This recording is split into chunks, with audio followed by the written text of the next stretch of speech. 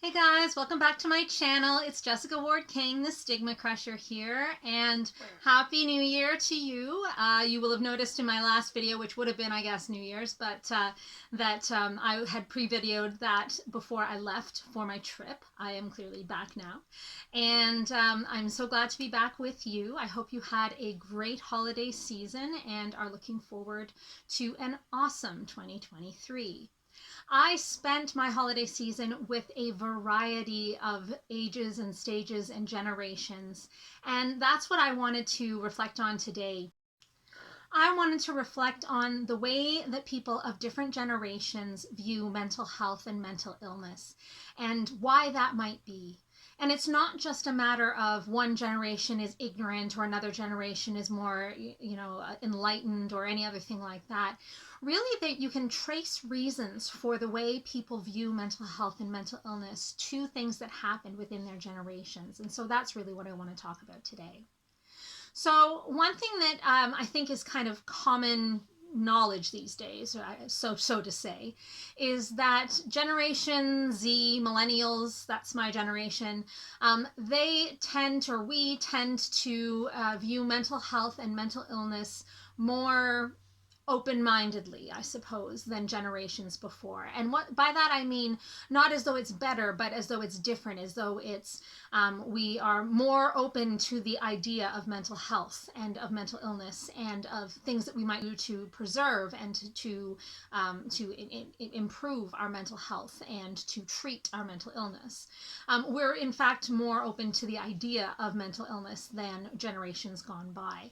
And some have said that we're so open to it, we're so open-minded that our brains are falling out, and that there's, the pendulum has swung far too far towards the mental health, everything kind of side of things, and that you can't be talking about mental health all the time. Soon people have said, well, at first it was 1 in 5 people struggled with their mental illness, and then it was 1 in 4, and now it's 1 in 2 in a lifetime, and like eventually everybody's going to have mental illness. And if everybody has mental illness, then really does anybody have mental illness?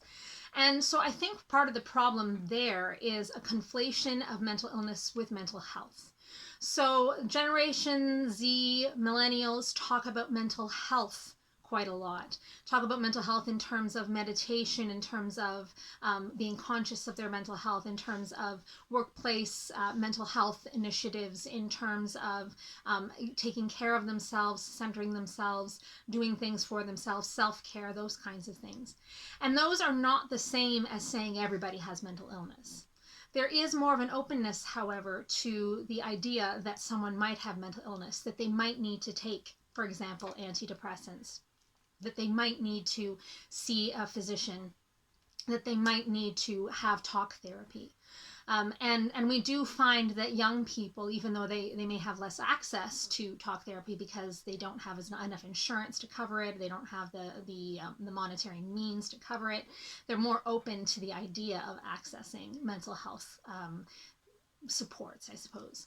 And that's really important actually at this point in time, because we do know that it is young people. So by the age of 24, 75% of mental illnesses will have manifested themselves. So it is young people that are being afflicted with their first episode of mental illness, sometimes with their only episode in their life, but if they don't get treatment quickly and early, that episode might turn into a more recurrent or more chronic course. And so having young people really embracing the idea of mental health and the idea that there might be mental illnesses that may afflict them is really important. Now, what about the idea that older generations, so we'll talk like Generation X, baby boomers, are less open to the idea of mental health and mental illness? Is that because they just toughed it out and didn't struggle with mental health issues or with mental illnesses? No, probably not. In fact, we know that people in those generations did, in fact, and do, in fact, struggle with mental illnesses at the same rate as younger generations and older, in fact. But what is the issue here? So think about it. It was 1990s, late 80s, 1990s, when Prozac finally came out.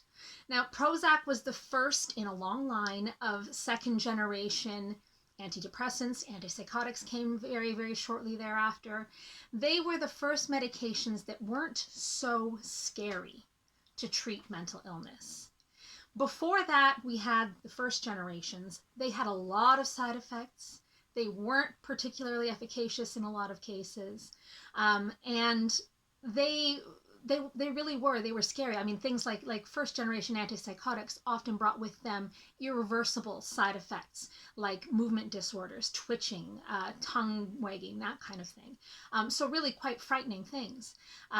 Lithium, for example, can bring with it kidney disorders that don't resolve when you go off the lithium. So really things that were quite frightening. And so you didn't take those medications unless you were really quite a serious case. Now, when Prozac came on the market, and now a lot can be said about the marketing of Prozac and the way that it was brought to market and the way that it was advertised and brought to the public. But when it came on the market, people started to get the message that, hey, these mental illnesses are things that are treatable and the treatments are not worse than the disease. That was the message people got. Now, I'm not going to make judgment, at least in this video, whether that's the case or not, but that's the message people got. And so the conversation about mental health and mental illness started to change in the late 80s, early 90s. That was when Generation X was just coming into their own. And so they will have started those conversations about mental health and mental illness not being quite as frightening. Baby boomers, however, saw relatives with mental illness go into institutions and not come out. Those that are older than the baby boomer generation, in fact, those that were in the Great War, for example, they saw soldiers come back with shell-shocked and not get better. They saw people like, for example, they saw, like the Kennedys saw their sister go into an asylum, have a lobotomy, not come out. Because there were no treatments, or there were few treatments that were effective. And so folks ended up in asylums and tucked away. And you didn't have people wandering the streets that were struggling with mental health issues and mental illnesses the way that we do now. Deinstitutionalization, so people coming out of the institutions, didn't happen until the 70s. So baby boomers really, they grew up and they came into their own, not knowing a whole lot of people that were struggling very heartily with mental health issues and mental illness, because those people were quietly tucked away, and for the sake of the family name, or for the sake of their own privacy, were not talked about, were not discussed in polite society.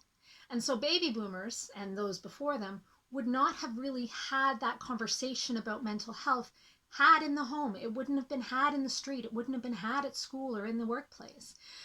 You either dealt with kind of the issues that you had and got on with it, or you really suffered very much and you got sent to an asylum. So those were the only two routes for you. So that generation, we can understand why they don't have an understanding of mental health and mental illness. We can really, looking back at the way that they grew up and the conversations that were had, we can understand why my parents, for example, may not have the same understanding that I do of mental health and mental illness. Now, it's not to say that different generations are not capable of having that understanding. Absolutely, they are. And so those conversations, as they begin to be had now, are affecting all of the generations, but they're affecting them differently, right? So just as the younger generations, millennials and Gen Z, are those digital natives and, work on computers and on the internet with ease, and older generations have more trouble, similarly, Generation Z and millennials are more mental illness and mental health natives, and those that are behind them have a little bit more trouble getting into the conversation. But they absolutely can, and they absolutely do. And particularly for those that did see struggles in their own family, or that did themselves struggle or do themselves struggle, the fact that those conversations are happening now are absolutely transformative, and they're able to break out of the shell of silence, the cone of silence, if you will, and really have those conversations and participate in those conversations now. And those are the kinds of transformative things that I have seen with my own family, with my family in South Africa, my family here in Canada as well, in the workplace, everywhere I go, where there are a variety of ages and stages being represented. I saw teenage nieces and nephews talking about mental health and mental illness like it's just bread and butter, whereas I can see the older generation struggling a bit more, but those conversations are being had. There isn't always a willingness, I would say, to have those conversations because they are hard. It can be difficult talking about things that once were shunned or once were kept silent.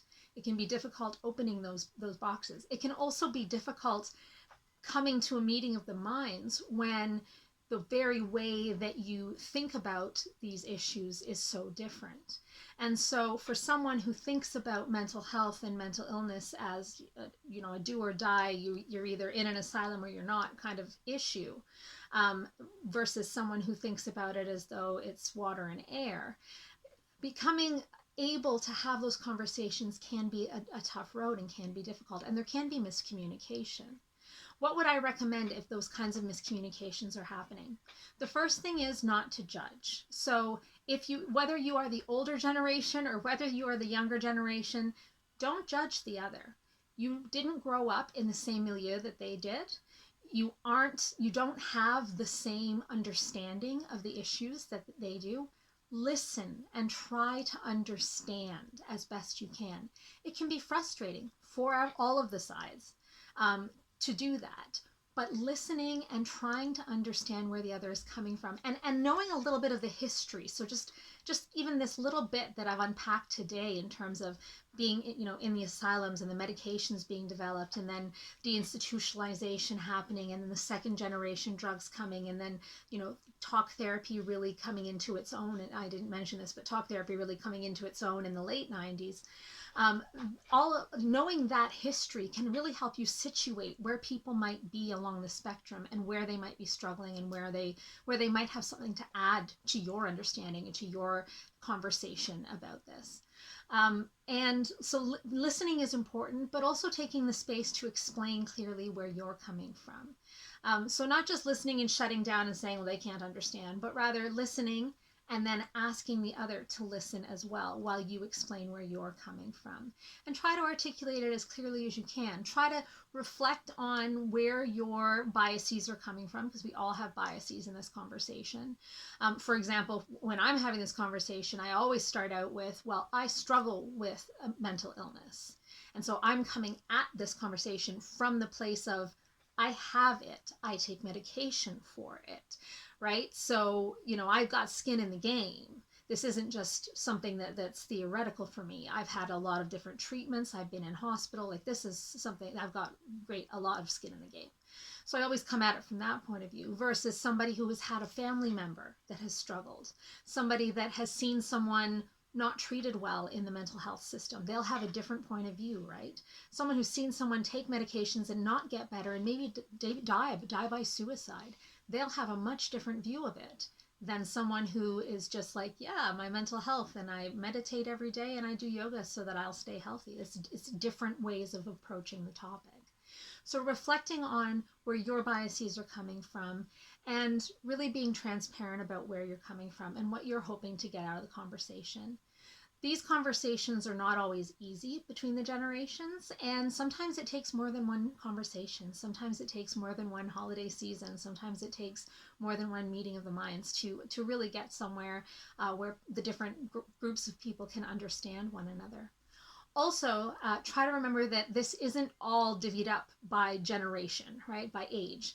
We can't guess, we can't presume what someone's understanding of mental health and mental illness is just because of how many gray hairs they may have on their heads.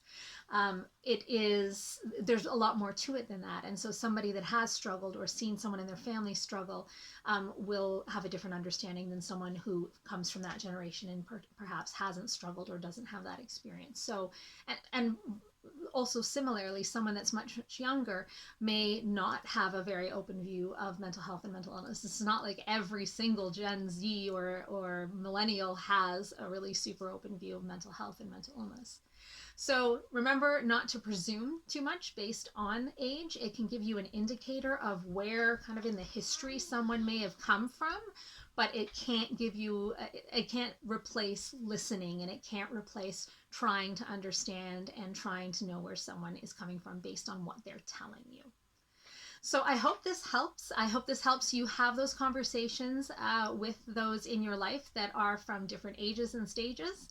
And let me know in the comments down below if you have a different view, perhaps, than those around you, than those in your generation of mental health and mental illness, and why you think that might be, or where your biases might be coming from. It's a good exercise to really reflect on that. So I'd love to have that conversation in the comments down below. All right, take care of yourselves, everyone, this week. I will be on a normal schedule from here on in, so I will see you again next Friday. Bye. StigmaCrusher.